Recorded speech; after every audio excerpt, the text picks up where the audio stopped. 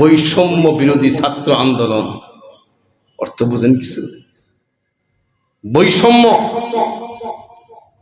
বিরোধী ছাত্র আন্দোলন এই আইয়ামে জাহিলিয়াতের জামানায় অজ্ঞতার যুগে পরিণত হওয়ার মূল কারণ হলো বৈষম্য ছিল না। এদের মধ্যে কোন ভাগ শ্রেণী এটাকে নিয়ে এই পরিমাণ বাড়াবাড়ি ছিল, যেই বাড়াবাড়ির কারণে এদের মধ্যে কোনো সাম্য ছিল, ইনসাফ ছিল। সেই ইনসাফ না থাকার কারণে ওরা মানুষকে মানুষ মনে করত। এমনকি ইহুদিরা,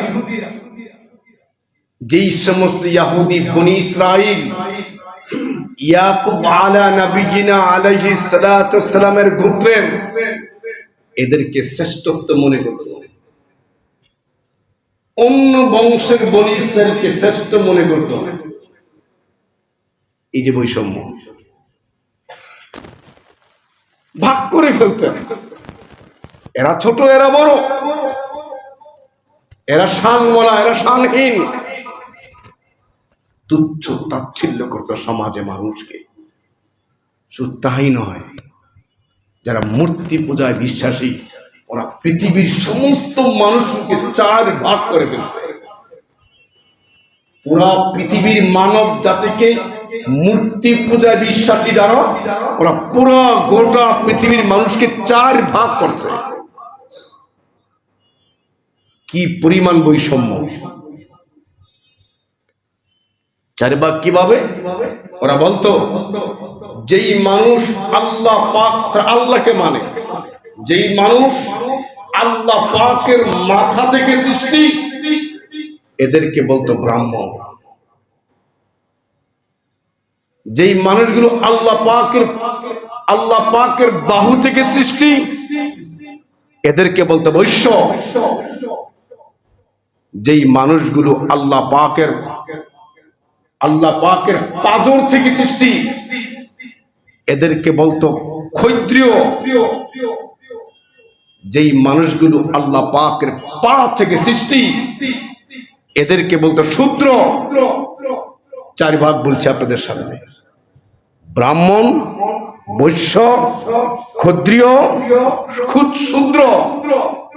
চার ভাগে মানুষকে ভাগ করে যেই মানুষগুলোকে তারা পাই টু পাই, ভাগ বা ভাগ, মালিকের পা থেকে সৃষ্টি ভাগে ফেলাইছে, ওই মানুষগুলো সমাজের সবচাইতে নিকৃষ্ট, সমাজের উচ্চ পর্যায়ের কাজ, উচ্চ পর্যায়ের মানসম্মত পদ ওই মানুষগুলো গ্রহণ করতে পারতো না। তাদের লাঞ্ছনা আর গঞ্চনার জীবন ভোগ করতে হতো। এজন্য এখনো মূর্তি পূজা বিশ্বাসী ধর্মের লোকগুলো তাদের ধর্মীয় কিতাব যে কেউ পড়তে পারে না, যে কেউ ধরতে পারে না, যে কেউ ধর্মীয় ক্ষমতা রাখে না, একমাত্র মালিকের মাথা থেকে বানানোওয়ালা তাদের বিশ্বাস। ব্রাহ্মণরা ছাড়া তাদের কিতাব কেউ ধরতে পারে না। এই পরিমাণ বৈষম্য অজ্ঞতার জমানায় প্রচলন ছিল। চিন্তা করেন, বৈষম্য কারে কয়? গোলামকে গোলাম বলে পিছে ঠেলে রাখতো, আজাদ লোকগুলোকে আগিয়ে রাখতো, কালো কুৎসিতকে ভাগ করে ফেলতো, সাদাকে আগে ফেলে রাখতো। এই সমস্ত বৈষম্য, জাত পাত সব বিষয়গুলোকে ভাগ করে এরা পুরো সমাজটাকে এক অজ্ঞতার মহামারী সয়লাব কাজ করতেছে। বর্তমান সমাজেও দেখেন আপনারা কি পরিমাণ বৈষম্য চলতেছে।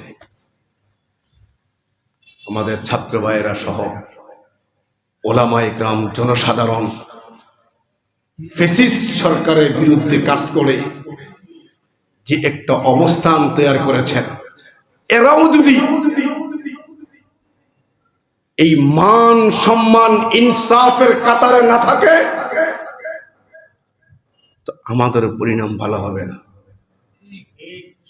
ইনসাফ শুধু একজনের বেলা না, সবার বেলা। আইয়ামে জাহিলিয়াতের জামানায় সেই ইনসাফটুকু ছিল না, ভাগ ভাগ করে ফেলতো, টুকরা টুকরা মানুষ করে ফেলতো। কেউ নাপি এর উপরে উঠতে দিত না, কেউ গোলাম উপরে আসতে পারতো না, সাথে বসতেই পারতো না।